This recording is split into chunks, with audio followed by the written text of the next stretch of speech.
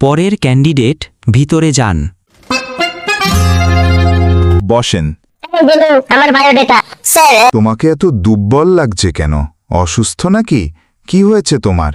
Sir ওই বাইরে যে বড় কদম গাছটা দেখতে পাচ্ছেন স্যার, আমি একেবারে তার টিকিটে উঠে লাফ দিয়েছিলাম স্যার। কেন হে বাপু? কারণ প্রিন্সিপাল স্যার আমাকে কলেজ থেকে বের করে দিয়েছিল স্যার। আমি মদ খেয়ে প্রিন্সিপালের বাড়ির দেওয়ালে হিসু করেছিলাম। প্রিন্সিপালের বাড়িতে খুব বড় করেই তো লেখা আছে, তুমি দেখোনি? দেখেছি স্যার, ওই দেওয়ালে লেখা ছিল স্যার, দেওয়ালে প্রস্রাব করিবেন না, করিলে 500 টাকা জরিমানা। কিন্তু আমি লেখাটা বুঝতে পারিনি স্যার। কারণ স্যার কেউ হয়তো শয়তানি করে দেওয়ালে প্রস্রাব করিবেন না লেখাটিতে প্রস্রাব করিবেন না এর পরে যে দাড়িটা ছিল সেটাকে মুছে দিয়ে নায়ের আগে বসিয়ে দিয়েছিল স্যার। আর সেই জন্য লেখাটি হয়েছিল দেওয়ালে প্রস্রাব করিবেন না, করিলে 500 টাকা জরিমানা। আর এটা দেখার পরে আমি দেওয়ালে মুতে দিয়েছিলাম স্যার। আর তারপরে প্রিন্সিপাল স্যার আমাকে দেখে ফেলে আর আমার কাছে 500 টাকা জরিমানা চায়। কিন্তু আমার কাছে টাকা ছিল না বলে আমি দিতে পারিনি স্যার। আর সেই জন্য প্রিন্সিপাল স্যার আমাকে পেছনের মধ্যে আমার মুখ ঠেসে ধরেছিল। তারপর আমাকে দিয়ে সেই মুখ পরিষ্কার করিয়েছিল। দুঃখ কষ্ট ব্যথা বেদনার কথা তো শুনলাম, আসলে আমাদের এখানে কিছু ট্যালেন্টেড পোলাপান দরকার। তোমার মধ্যে কোনো ট্যালেন্ট আছে নাকি সেটা বলো। যদি কোনো এক্সট্রা ট্যালেন্ট তোমার মধ্যে থাকে তবে তোমার চাকরিটা হতে পারে। আমি সারাদিন পায়খানায় বসে বিড়ি টানতে পারি স্যার, তাছাড়া আমি আর কিছুই পারি না স্যার। আমার দ্বারা আর ওই চাকরি করা হবে না স্যার। আপনারা অন্য কাউকে দেখুন, আমি এখন বাড়ি গিয়ে সারাদিন পায়খানায় বসে বিড়ি টানবো স্যার। স্যার এই দাঁড়ান, যাবেন না। আপনাকেই খুঁজতেছে আমাদের বাংলাদেশ থুকু, আমাদের কোম্পানি। শোনো ভাই, আমি কিন্তু 1-2 দিনের না, পুরা 30 বছর ধরে পায়খানায় বসে বিড়ি টানি। এই জীবনে কত ধরনের বিড়ি খাইছি, পাতার বিড়ি, খোলা বিড়ি, নাম না জানা কত বিড়ি। হিসাব রাখতে গেলে আলাদা খাতা লাগব। কিন্তু কথা হইল, তোমার মতো করে সারাদিন পায়খানায় বসে বিড়ি টানতে পারিনি।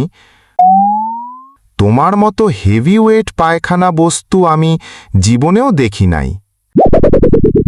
আমি 5-10 মিনিট বসি, 2টা টান দেই, কাজ শেষ, দৌড়।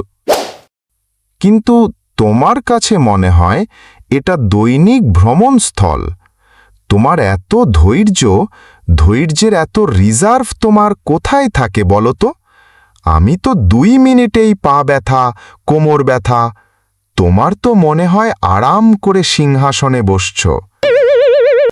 তোমার বাড়ি কোথায় ভাই? কোনো চিন্তা নাই, তুমি বসো ভাই। স্যালারি কত লাগবে ডিসকাস করা যাক। মানে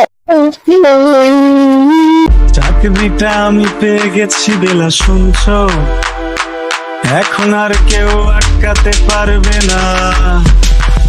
সম্বন্ধটা এইবার তুমি ভেস্তে দিতে পারো, মাকে বলে দাও বিয়ে তুমি করছো না। চাকরিটা আমি পেয়ে গেছি বেলা, শুনছো?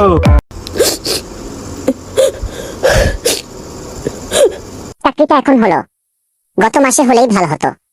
কি আর করবো, তখন তো আমার চাকরি নাই, আর ঠিক সেই সময় গার্লফ্রেন্ডটা বিয়ে হয়ে গেছে। এই দুঃখে আমি এখন সারাদিন পায়খানায় বসে বিড়ি টানি। এখন ভাবেন আমি কি তাকে ফোন দিমু? শুনছো, আমার চাকরি হয়েছে। এটা বললেই তো সে বলবো এখন আর লাগবো না। ভাবি যদি গত মাসে পাইতাম, হয়তো আজ আমি তার হাতে হাত ধরে লাচ্ছা সেমাই খাইতাম। আর এখন ধোয়া খাই আর আকাশে ছাড়ি। তাই এখন কাউরে কইতে পারি না শুনছো আমার চাকরি হয়েছে। কারণ যে মানুষটার জন্য বলতে চাইছিলাম সে তো এখন অন্যের বউ। কি করবো, জীবনটা একটা বিড়ির ধোয়ার মতো, উঠে ঘুরে গায়েব। মানুষ চাকরি পাইলে খুশিতে নাচে, আমি চাকরি পাইছি, যাই পায়খানায় বসে বিড়ি টানি গিয়া গিয়ে। Thank you sir, thank you.